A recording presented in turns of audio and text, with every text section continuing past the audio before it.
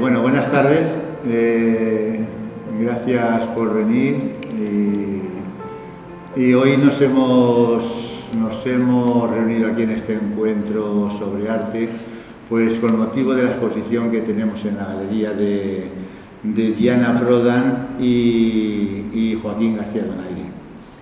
Esto empezó en la inauguración de Diana, que Aureo nos comentó de hacer juntarnos para hablar de arte, pero ha ido derivando un poquito porque pensábamos hacer en la galería, pues juntarnos los 5 o 6, tomar un café y una copita y ya está. Y bueno, el caso es que ahora estamos aquí y en la mesa nos acompañan a mi derecha Andrés Escribano, pintor, gestor cultural. Él sigue pintando, escribiendo, nos tiene muchas veces al día con todas sus facetas, sobre todo en redes sociales y demás. Diana Prodan, pues bueno, es nuestro pequeño homenaje, aparte de la exposición que tenemos. Pues yo creo que está bien en recordar un poco la figura de Diana, porque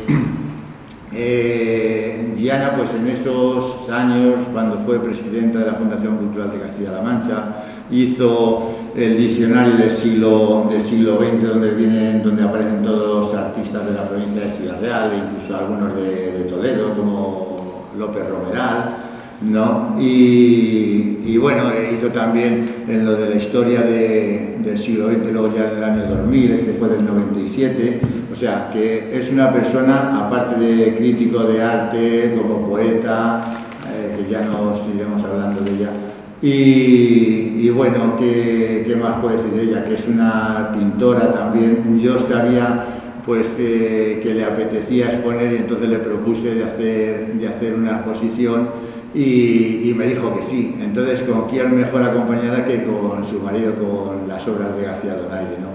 Y bueno, a continuación tenemos a Fernando Gómez, que de Fernando pues también crítico de arte, galerista con galerías en Madrid, en Miami, editor, un personaje dentro de esto del mundo del arte. Yo creo que hay que contar con él también para cualquier cosa.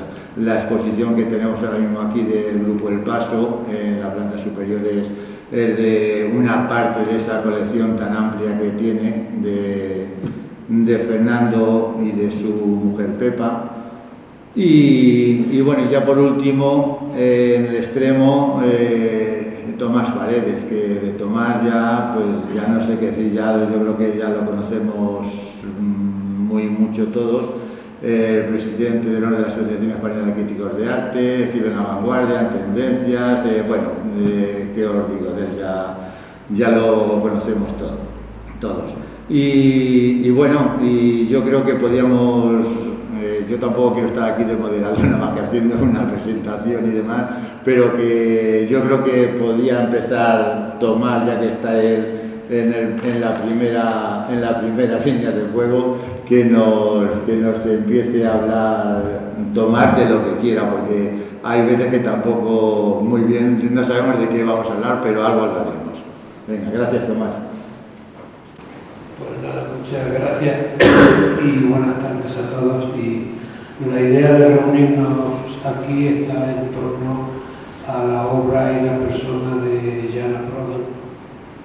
Esta mañana hemos estado viendo la exposición y es una exposición preciosa, ¿no? Preciosa por muchos motivos, porque Diana es pintora, yo creo que primordialmente es pintora y poeta, ¿no? Pero es que hace muchas cosas más, y el hecho de presentarla con Joaquín, con su marido, Joaquín García Donaire, pues parece que puede ser como si se hiciese falta dos nombres para presentar uno, y yo creo que no hay nada de eso. Es decir, hay quien entra a la exposición no sabe o quien no conozca a ambos no va a diferenciar el tipo de arte que hace uno y que hace el otro. Ya no es una mujer polifacética,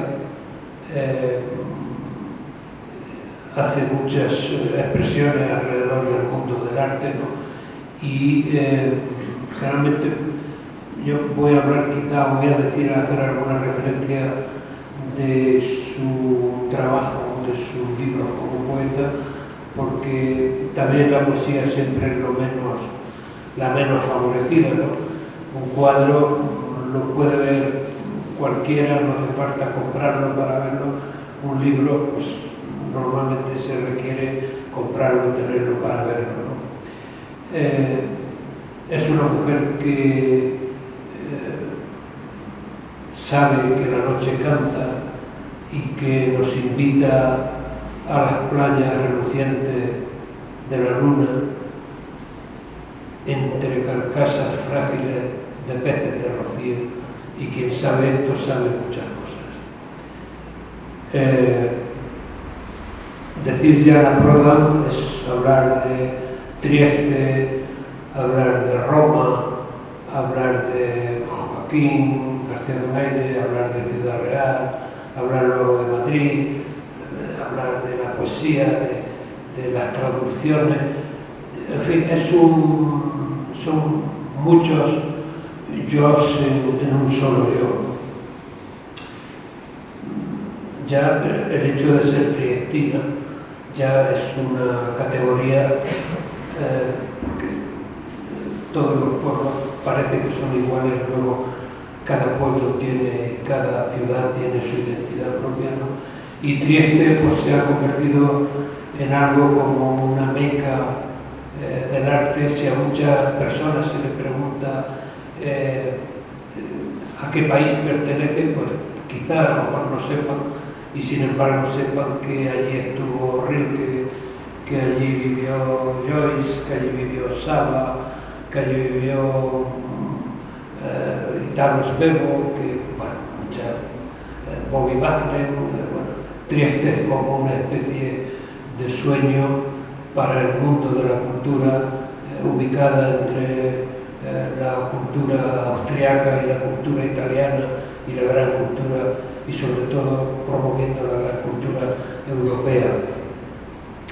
Ella es triestina y precisamente en Trieste empieza a pintar sus primeras acuarelas y escribe desde pequeña y pinta desde pequeña, y se va a Roma a estudiar. Ella es cuando conoce a Joaquín, se casan y se vienen a Ciudad Real, y entonces hay que ver el cambio que de la Roma de los años 50 y tantos a Ciudad Real en los años 50 y tantos. Luego tiene digo esto porque creo que es como un aval más del reflejo de su personalidad, cuando siempre se le pregunta por qué comenzó a escribir crítica de arte, porque quizá aquí se lo conozca más como crítica de arte, porque hace el diccionario de los autores de Ciudad Real del siglo XX y la enciclopedia en 2 volúmenes, pero ella dice que escribía porque se daba cuenta que los autores manchegos a nadie les dedicaba atención, y entonces ella empezó a escribir y luego fue un cauce para seguir haciendo crítica de arte. Pero no quería dejar Trieste porque es como una palabra mágica. Claudio Magris hizo un libro entero sobre Trieste y explica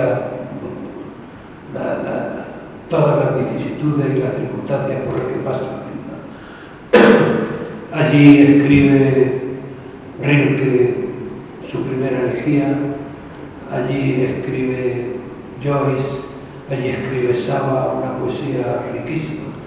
De Trieste, Bobby Backlund, que es quizá el personaje ágrafo más famoso de la historia, porque se hace un personaje famoso sin escribir ningún libro. Luego escribió algunas notas que han sacado a posteriori, a post-mortem, pero en su época él lo que se dedicó era pues, como asesor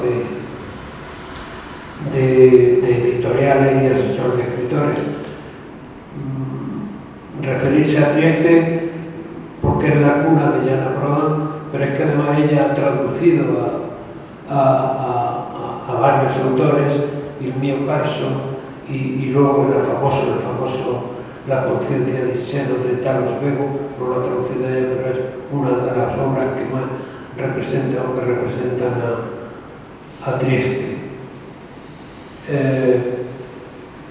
Yo hoy cuando estábamos viendo la exposición me recordaba esos paisajes que tiene en un ocre crudo, en un jalde así muy leve, pues en los paisajes que tenía Alberto, el escultor, Alberto, que es un toledano, que era panadero, pero que fue un hombre que transformó la escultura en los años anteriores a la guerra civil, luego se exilia y se muere en Moscú, donde vivía, pero tiene uno, evidentemente luego al final dice, ella ahora acaba de decir que le gusta ahora mucho pintar bodegones, ¿no?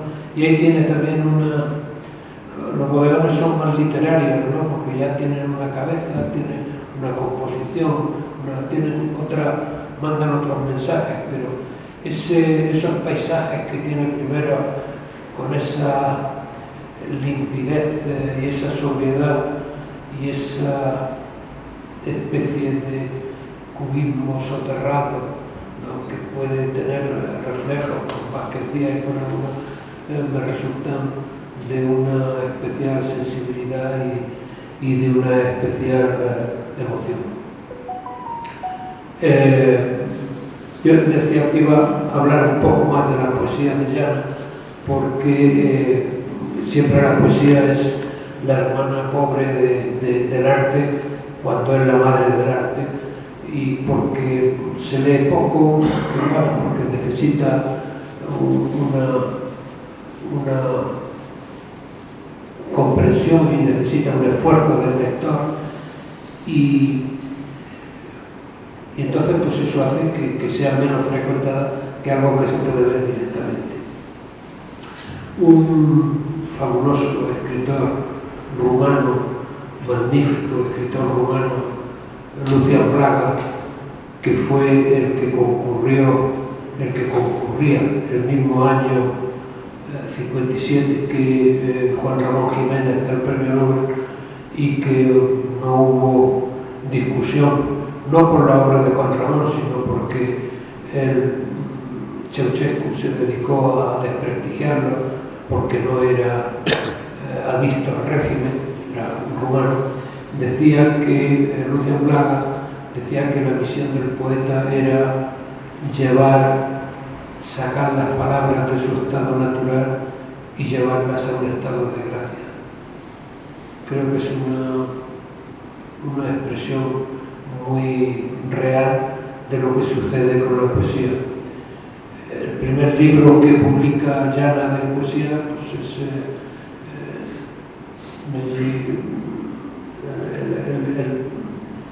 en los azules, unos extraños azules de la noche, que lo publica Bari en italiano, ¿no?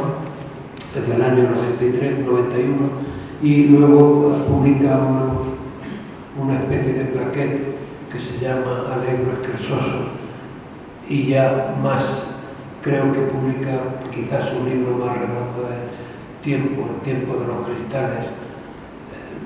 Es una mujer muy preocupada por el tiempo en el sentido metafísico, porque uno de sus libros se llama El tiempo de los cristales, pero otro se llama El tiempo fugitivo, y está siempre jugando con esa marea de cosas que pasan, que es el tiempo, eso que va pasando, pero que sigue ahí, y como decía Góngora, tú te quedas ahí tiempo y yo soy el que me voy, y los hombres nos vamos, ¿no? En ese libro de El tiempo de los cristales, que publicó aquí en Ciudad Real en hay un poema precioso que se llama, o que se titula Vosotros que tenéis nombre de bosque. Es un, por no hacer más, hice una copia anoche, una fotocopia del poema, por leerlo y no, porque me sé parte de él, no sé, sobre todo la segunda parte de memoria, pero no quería dejar de leer este poema que me parece fabuloso y que indica lo que tiene una de artista, ella, la autora, y de poeta. Y pertenece al Tiempo de los Cristales, publicado en la Diputación de Ciudad Real en 2001, y dice: vosotros que tenéis nombre de bosque, y de cuando se revelan inciertas las montañas e inseguros los espejismos y los límites de nuestra misma vida y de los cielos, cuando el misterio se retira en la sombra de las oscuras cuevas de la noche y solo y fiel nos acompaña el destino como a un corcel sobre un velero oscuro, sin ocultar que hay otros mares y otros caminos perdidos en los desiertos. Mas tú olvida de la noche, oh prisionero de la duda, ven, vístete de seda y vente conmigo, venid conmigo todos los que tenéis nombre de bosque y de jardines, a quienes en la voz os cantan altas fuentes y proyectáis un perfil de floresta. Vestíos de seda y venid conmigo, venid conmigo, sí, venid a las playas relucientes de la luna, entre carcasas frágiles de peces de rocío. Sí, vestíos de seda y venid conmigo. Yo creo que es un poeta maravilloso, un poema maravilloso que da la medida de lo que hace como artista. Luego publica Tarde en casa, El tiempo fugitivo y otros poemas, pero yo creo que este libro da una entidad y da una parte o refleja la dimensión que tiene como artista, porque el artista, con independencia del tiempo en el que viva y con independencia de cómo y en qué se exprese su arte, ¿no?, siempre es un ser a la intemperie. El artista está siempre, lo hablaba ahora con Pedro, con Aura lo hablábamos, el artista está siempre a expensas del éxito y del fracaso, sin saber muy bien, sin valorar muy bien en qué consiste ese éxito y ese fracaso. Yo pienso que el éxito es acertar a decir o a expresar lo que uno quiere expresar y hacer que eso te deje sentirte bien. No tiene nada que ver con los precios, ni tiene que ver nada con los postureos, ni con la famosa o el famoseo, que yo creo que no tiene nada que ver con el arte, ¿no? Por eso siempre al artista hay que concederle esa prerrogativa, porque es un ser imbele, es un ser que siempre está a la intemperie, y en eso Llana, como todos los artistas que están, muchos de ellos presentes aquí, sabrán que siempre están en una situación precaria. No me estoy refiriendo a económico, me estoy refiriendo al momento en que necesitan expresar algo y se ponen delante de un folio, de un lienzo, se ponen con una máquina algo en un vacío y tienen que llenar ese vacío y darle sentido, y eso le da sentido a ella, da sentido a la vida y nos da sentido a los demás. Nada más.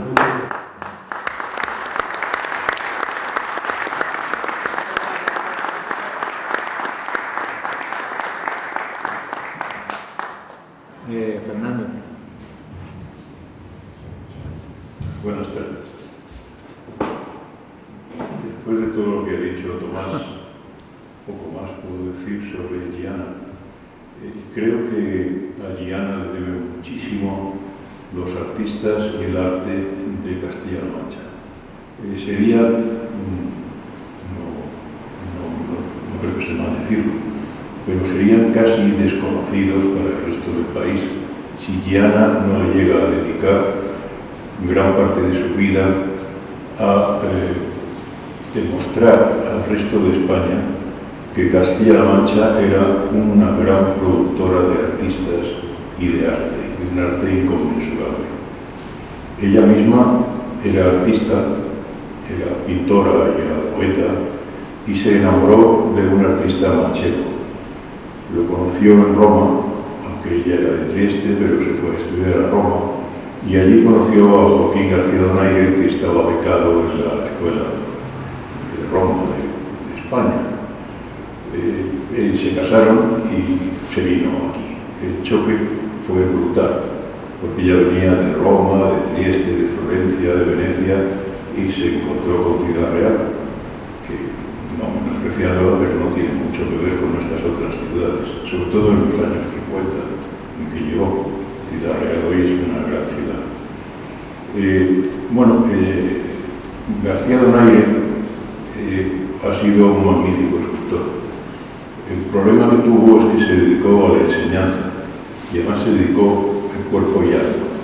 Dedicó toda su vida a demostrar a sus alumnos qué es lo que tenían que aprender, además de esculpir, tenían que aprender a vivir la vida y a demostrar lo que eran capaces de hacer con la escultura.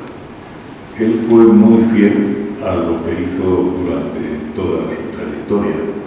Él buscó el vacío en las figuras, buscó el alma, o sea, sacar el alma fuera de la escultura, para lo cual les hacía unos huecos, unos vaciados espectaculares, desde el principio hasta el fin. Hubo amigos escultores también, la mayoría de ellos también se dedicaron a la enseñanza y por eso no han sido...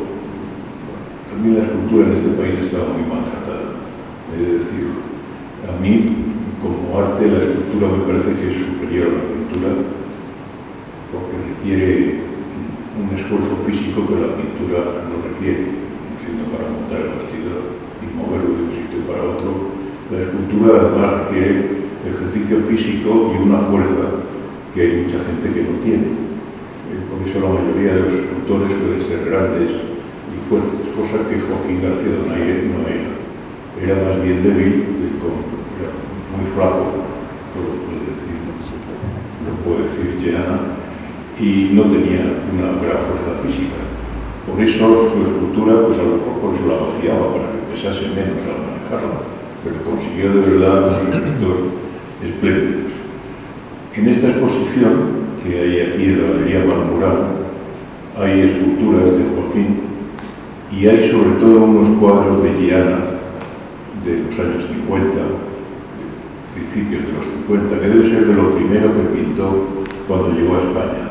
En ellos se nota el contraste que encontró entre estas ciudades que he dicho que ella visitaba allá en Italia y Ciudad Real y sus campos. Hay unos cuadros espléndidos de campos desérticos, como era en España. Ahora es más verde que antes, pero antes era totalmente blanca y amarilla, y sobre todo ocres. Pues ella tenía también unos referentes cuando llegó aquí, lógicamente los artistas que en aquella época estaban en boga, como era Vázquez Díaz e incluso Redondela. En algunos de estos cuadros que he visto en la galería hay reminiscencias de Caneja, ¿no? de Caneja, de todos los artistas que en aquella época más o menos conformaban lo que se llamaba mal llamada Escuela de Madrid y Escuela de Vallecas. No sé si Giana está de acuerdo conmigo o no, pero a mí me parece una época suya espléndida, magnífica, unas obras muy conseguidas y sacadas de dentro, de lo que ella sintió al llegar aquí, ese contraste, me parece las mejores obras que he visto de Giana. Y yo no sé qué más voy a decir, porque yo en realidad lo que soy es coleccionista de arte, galerista y crítico por circunstancias, pero no me gusta criticar, me gusta hablar bien de la gente. Entonces ya no voy a decir nada más.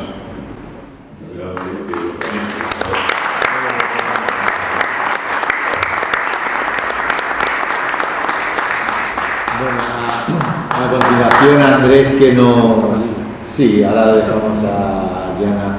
Andrés es un fiel reflejo de esos años, porque estuvo algunos años en estos cursos de Almagro, conoce a Diana de cuando era presidenta de la Fundación Cultural de Castilla-La Mancha, etcétera, etcétera, etcétera. Andrés, contigo el micro. Hola, buenas tardes. En primer lugar quiero agradecerte, Ángel, por haber invitado a esta mesa, tener esta experiencia con esta gente tan maravillosa que me está rodeando, con lo cual me entra un poco de yuyu y de complejo. Ángel me había pedido, como ha contado antes, que yo participara contando la experiencia de aquellos maravillosos cursos de Almagro que asistimos, unos cuantos, entre ellos estaba Aura, no sé si Ángel llegaste a estar en los cursos, ¿no? Para nosotros supuso algo tan bonito, tan importante, que siempre lo tenemos, igual llegamos a idealizarlo y a sublimizarlo, pero fue algo que nos afectó mucho y siempre estamos contando cosas de aquello.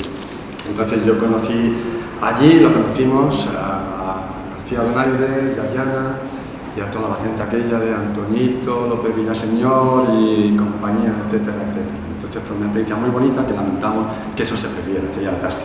Yo anoche, a última hora, pues repasando fotografías y libros y apuntes que yo tenía, pues me puse a escribir, que es lo que más me apasiona ahora en mi nueva etapa laboral.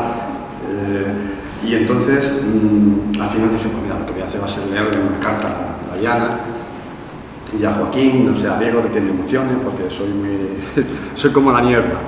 Está muy bueno, entonces.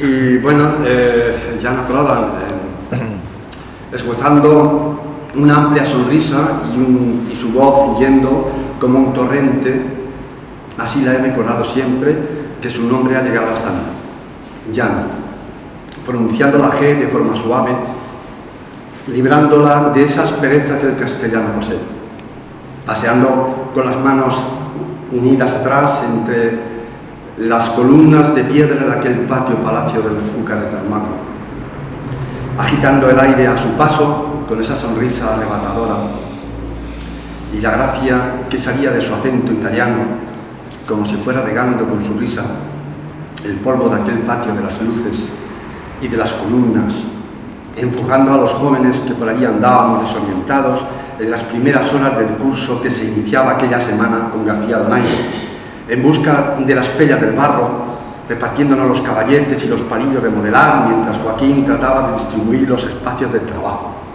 El cielo azul, impoluto, quedaba suspendido en lo alto como un toldo tamizando la luz tenue de la mañana, y abajo el aire fresco se mezclaba con el polvillo del agua que expandían los humidificadores. Giraban los caballetes, se colocaban las pellas y los dedos de las manos comenzaban a moverse, hundiéndose en el barro. Entraba un chorro de aire fresco por la rendija de aquel portalón del palacio con porche empedrado que daba acceso al patio aula al aire libre, por donde el bullicio hacía presencia y se impregnaba de aquel aire luminoso de aceites y colores.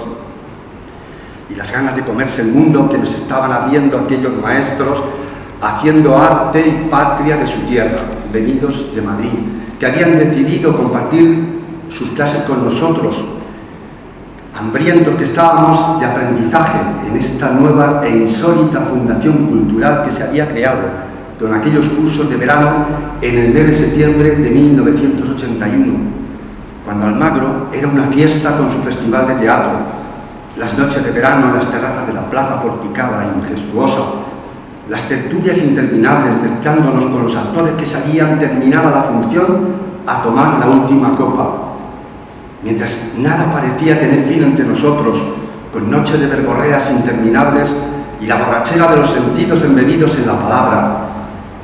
intercambio de experiencias vividas en las jornadas asomadas a ese pozo profundo, oscuro y lleno de misterio que es el arte. Así recuerdo al mago, en los años que pude asistir a los cursos y especialmente en aquel palacio en el que estaba en restauración. Espacios abiertos sin puertas y todo girando en torno a aquel patio de columnas que me hacía soñar como en una escuela de Atenas, entre la pintura y la palabra, en ese palacio de los Fúcares que acogía a los grandes maestros, pudiendo compartir no solo con los pintores y escultores, sino también con los músicos, como mi paisano Manuel Angulo, que aquí traigo un folleto de una obra muy importante que se dio en aquel momento, y los poetas, y los historiadores y los arqueólogos que por allí desfilaron, para aquellos que nos habíamos quedado en tierra adentro, descolgados de un tren de alta velocidad que por muy diversas circunstancias no pudimos tomar en su momento, y que pudimos al menos algunos veranos subirnos a ese tren alternativo por unos días y hacernos soñar cómo pudo haber sido nuestro destino de haber seguido con ellos. Pero de la misma forma que llegó, se apagó de repente, o nos lo quitaron como un juguete debajo de la cama la noche siguiente a los Reyes Magos. Nos quedamos saboreando aquel privilegio, pero también nos quedamos con la semilla de haberlo vivido. Por eso hoy, Ayana, como representante de todo aquello, como directora que fue también de aquellos cursos, le brindamos nuestra más sincera gratitud y nuestro particular homenaje por todo lo que vivimos y nos quedó como una huella imborrable. Y también quiero acordarme hoy de mi querido maestro Isidro Antequera, de cuya escuela de pintura partieron muchos becarios, entre los que yo me encuentro, a quien le mando un fuerte abrazo. Gracias a todos.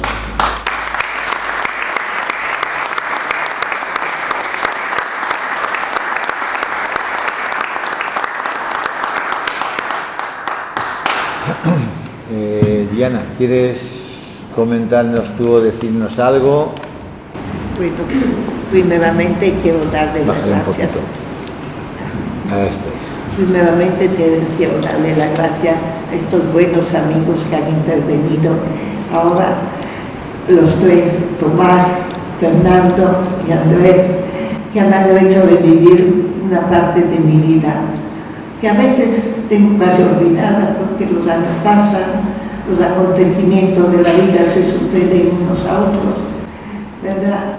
Y mira, Tomás ha empezado recordando mi vida de Trieste, mi ciudad natal, mis primeras acuarelas, que verdaderamente la primera obra de arte que yo recuerde fue de un pez rojo que había comprado mi madre, había puesto en un jaboncito. Y yo intentaba copiar y el pobre pez no estaba quieto un momento, lo cual fue una gran desilusión porque fue imposible. Sí. Recuerdo también que yo cito de vez en cuando una poesía que escribí cuando tenía 8 años, porque íbamos a la escuela ya, lógicamente, y en clase nos leían poesía, nos leían cosas, nos hacían leer.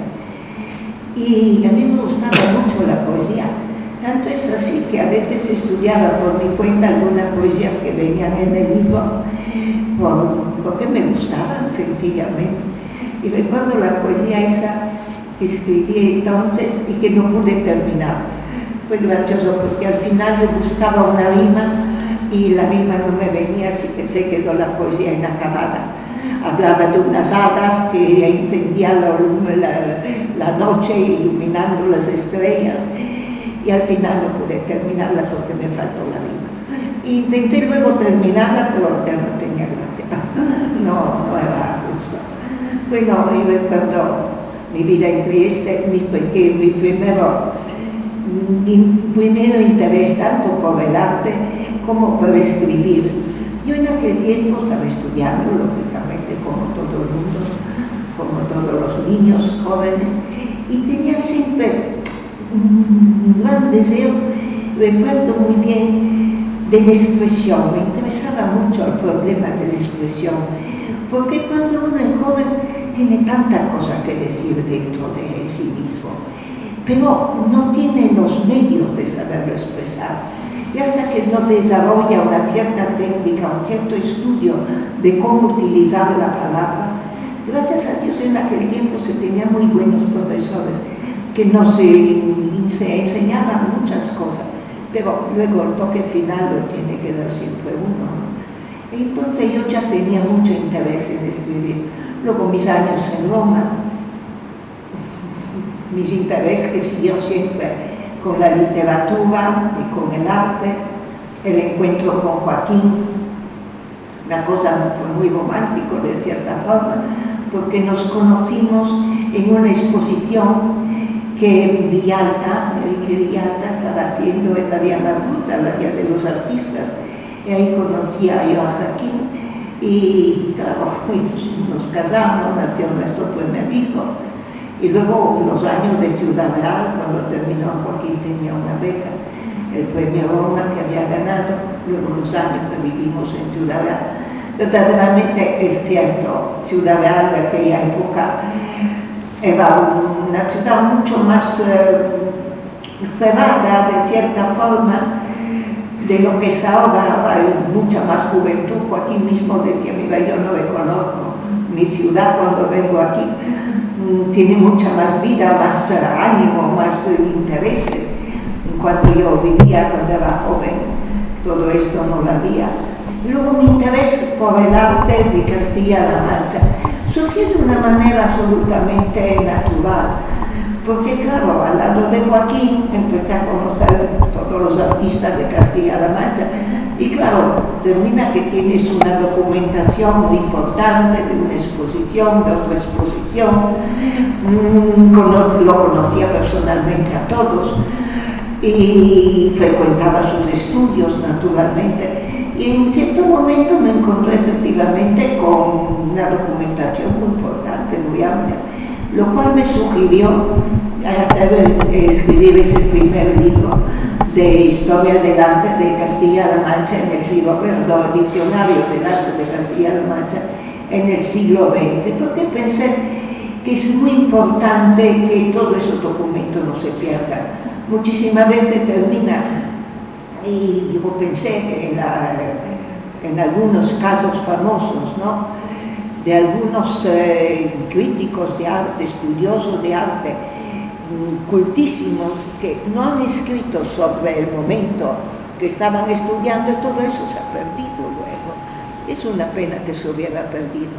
Así que me puse con esos libros, y la verdad que fue un momento muy interesante, porque contacté con tantísimos artistas, con todos lo que ya conocía y otros muchos que no conocía. Luego me lancé a dirigir la otra obra que se hizo con la Junta de Castilla-La Mancha sobre el arte de Castilla-La Mancha, ya ayudada naturalmente con otros colaboradores, cada cual respondiendo a la provincia que representaba. Y luego mi Matías Andrés me ha hecho recordar con muy buena memoria y con mucho cariño los años de la Fundación Cultural de Castilla-La Mancha. Eso fue una idea que surgió entre los artistas de Castilla-La Mancha, más o menos a raíz cuando se edificó el Museo de Ciudad Real, porque los artistas naturalmente tenían sus ideas, que querían un museo que reflejaba la obra de los artistas. En aquel momento nombraron a Rafael García Serrano como director, y Rafael tenía unas ideas más amplias, quería que fuera representado el grupo de Cuenca, otros grupos, entonces había sus más y sus menos. Y a raíz de aquello nació una unión entre los artistas de Ciudad Real, y a raíz de aquello poco a poco se fue fundando con idea de hacer unos cursos de arte en Castilla-La Mancha, y se fue creando la Fundación Cultural de Castilla-La Mancha. Eso fue verdaderamente, fue el año 80, 79, 80, fue esto. Y a raíz de aquello, claro, pasó una cosa curiosa, porque todo el mundo tiene grandes ideas y luego es muy difícil encontrar a alguien que lo realice. Entonces, mira, Yana, tú que sabes escribir, ¿por qué no escribes un artículo? Vale. Mira, Yana, tú que no tienes nada que hacer, pero pues seguro, señores, la mujer no tienes nunca nada que hacer. ¿Por qué no vas al banco y soluciona esto, lo otro, lo demás? Oye, Yana, ¿y tú que no tienes nada que hacer? Se supone que no tiene nada que hacer, lógicamente. ¿Por qué no haces eso y por qué no haces lo otro? Y claro, y vino un momento que ya me cayó todo encima. Y luego, claro, eso dio su lugar a sus problemas, porque algunos señores se sentían poco representados, porque estaba ahí Yana que solucionaba los problemas. Bueno, pues son cosas que ocurren en la vida. Pero eso me dio lugar también a la gran satisfacción de organizar verdaderamente esos cursos de arte con unos chicos jóvenes, entre los cuales Andrés, entre los cuales Aure, o muchos, a lo mejor otros que están aquí presentes, ¿verdad? Y fue una cosa muy bonita, espectacular.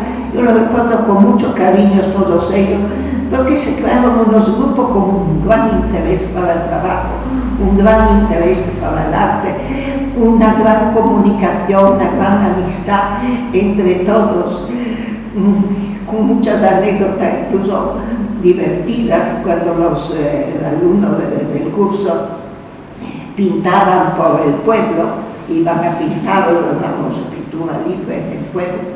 Ellos naturalmente tenían a mi hijo pequeño, Pablo, que no podía dejarlo con nadie, entonces venía conmigo.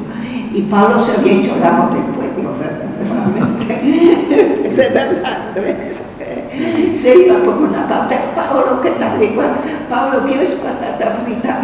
Pablo. Y yo que estaba con un poco de remordimiento de madre, decía, Dios mío, le tengo muy abandonado. ¿Quién va a abandonar?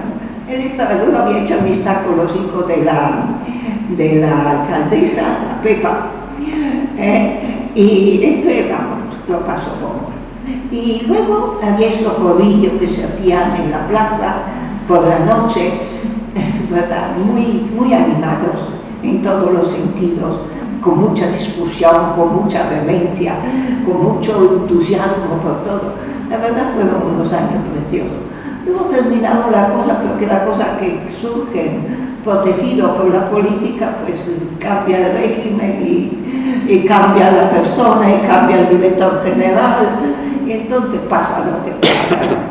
Y claro, luego mi vida ha seguido, yo he seguido escribiendo, he seguido pintando, fueron también unos años preciosos, muy bonitos, porque Joaquín no perdonaba que no se fuera a pintar al campo todos los fines de semana prácticamente. Íbamos con unos amigos, lo pasamos muy bien. Vamos, fueron unos años preciosos. Además, teníamos nuestro hijo el mayor que pescaba, él traía truchas y volvíamos a Madrid con cuadros, con trucha, con nueces que habíamos encontrado ahí en el suelo, vamos, con una cosecha maravillosa. Y así que mi vida sí ha sido de mucho trabajo, porque me gusta trabajar, si no, uno se aburre mucho en la vida, ¿verdad? Si uno no trabaja, además, es el entusiasmo por la cosa al que te lleva a trabajar, a expresarte, a buscar, a ayudar, a todas las cosas esas de la vida. Y claro, yo he seguido escribiendo, he seguido pintando. Hoy he traído mi último libro de cuentos, un cuento de niños para abuelos, que tiene la idea, sobre todo, se escribe antiestrés y anticrispación. Porque estoy viendo que estamos viviendo unos años de una gran crispación política y ya está uno harto. Entonces hay que buscar algo que nos distraiga, que nos lleve a un mundo más familiar, más íntimo. Y con esa idea viene ese libro. El título lo voy a explicar un poquito. Cuento de niños para abuelos. Porque está dirigido a los que tenemos el ánimo más tranquilo. Con la vejez se apagan tantas cosas. Y tenta un deseo de armonía, de llevarse bien más o menos todo el mundo. Y de niños, porque siempre tiene que tener un final feliz. Y así está, esa es mi vida actualmente, buscando un final feliz y Y nada más.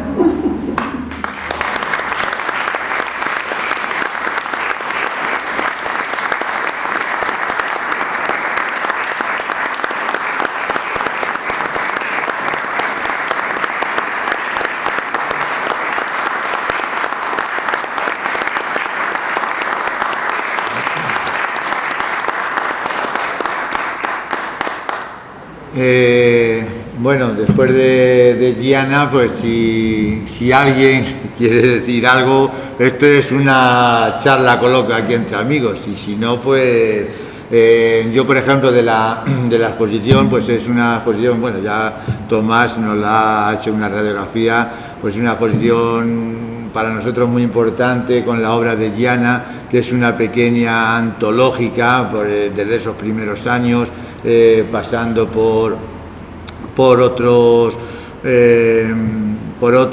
cuadros también de unas minas de Rodalquilar, unas minas de oro que se abandonaron en los años 60, entonces son como unos cuadros más industriales, pero también con unos cielos limpios, preciosos, ¿no?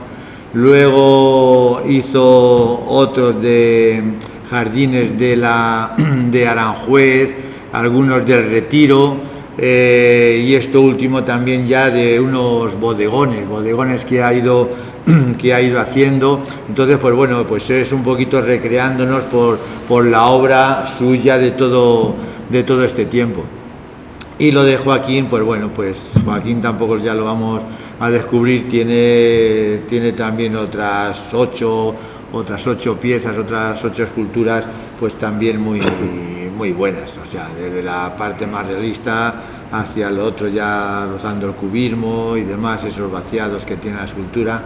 Y bueno, yo creo que es una exposición también muy importante y bueno, no tengo nada más que darte las gracias, Gianna, por haber querido exponer con nosotros y bueno, no tengo, también a vosotros agradeceros que hayáis venido, porque es lo que os decía al principio, que no sabemos nunca si vamos a estar 4. Yo con Tomás, cuando se lo dije, digo, si es que me da no sé qué, porque no, lo mismo nos juntamos 4, y me dice Tomás, sí, pero si no lo haces no vienen ni esos 4, entonces pues gracias a Dios estamos aquí más de 4, ¿no? Entonces pues bueno.